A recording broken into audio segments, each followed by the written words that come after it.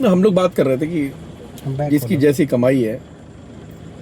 और उस अनुपात में आप देखिए सारे घर बंद पड़े हैं, बिल्कुल शांति, लाइट है नहीं, चोरी, आ,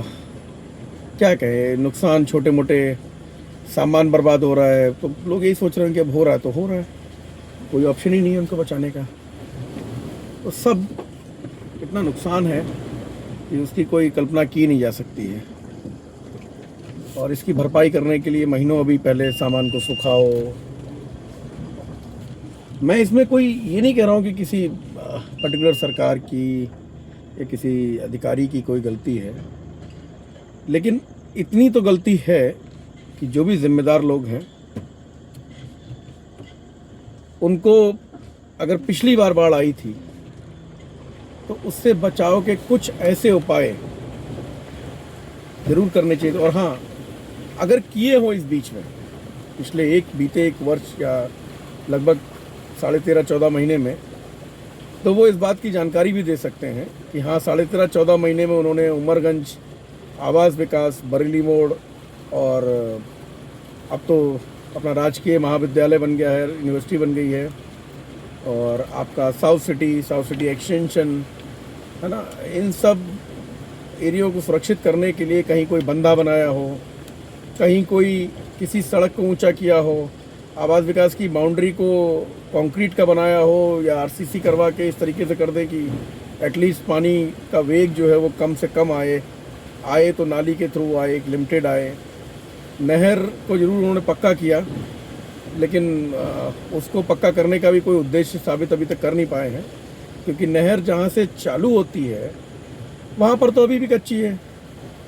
और वहाँ पर सक्रिय है काफ़ी। इसके अलावा जहाँ उसको बैक मार के उमरगंज जाना है वहाँ पर भी कच्ची है।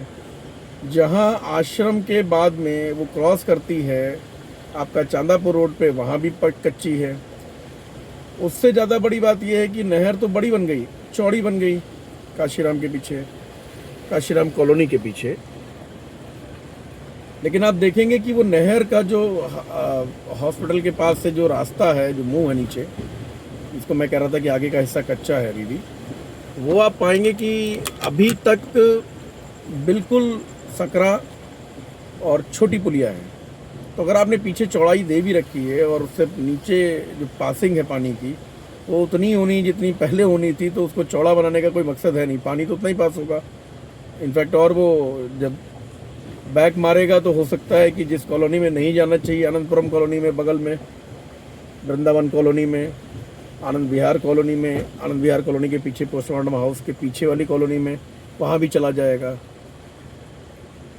और मुझे कहना नहीं चाहिए, लेकिन इसके लिए किसी ने भी कोई प्रयास नहीं किया। इस बीच शायद कोई चुनाव भी नहीं आया, हो सकता है कोई चुनाव आया होता तो किसी ने कोई चुनावी वादा कर दिया होता, ऐसा भी नहीं हुआ। तो मेरा एक सुझाव है जो मैं चाह रहा था कि बताऊंगा, लेकिन अभी देखते हैं उस सुझाव को, पहले एक बार मैं खुद भी स्टडी कर लूं कि कितना वाजिब सुझाव होगा, ताकि हम लोग किसी भी हाल में ये आपदा से नुकसान कम से कम कर सकें, और उसके लिए क्या कर सकते हैं उस पर चर्चा करेंगे। कोशिश करूंगा एक प्लेटफॉर्म तैयार करूं जिस पे हम सब बात कर सकें इसके विषय में। और ये बात जब बाढ़ की होगी और जब इन आपदाओं से निपटने की होगी, तो उसमें ये बात नहीं होगी कि ये आवास विकास कल्याण समिति की बात है, ये साउथ सिटी कल्याण समिति की बात है, ये फलाने पार्षद के हिस्से की बात है, ये फलाने पार्षद के हिस्से की बात है, ये फलाने पार्टी के लोगों की बात है, ये फलाने पार्टी के लोग, ऐसा कुछ नहीं है। ये ठीक है, ये हम सबके लिए होगा जिन्होंने अपनी पूंजी लगाई है, उन सबके लिए होगा जिनके लिए पूंजी लगाई है, बच्चों के लिए होगा जो भविष्य में यहाँ रहने की चाह हो सकता है रखते हों, लेकिन कॉलोनी की दुर्दशा को देख के वो ये इनकार कर दें कि हम यहाँ रहेंगे। तो कई ऐसे बिंदु हैं जिन पे बात की जा सकती है। अपने मन में जो भी भेदभाव हो, मनमुटाव हो, उसको हटा के ये टॉपिक कॉमन रख के, और ये ज़रूरी है, ये इसलिए बेहद ज़रूरी है ये चर्चा, और ये आंदोलन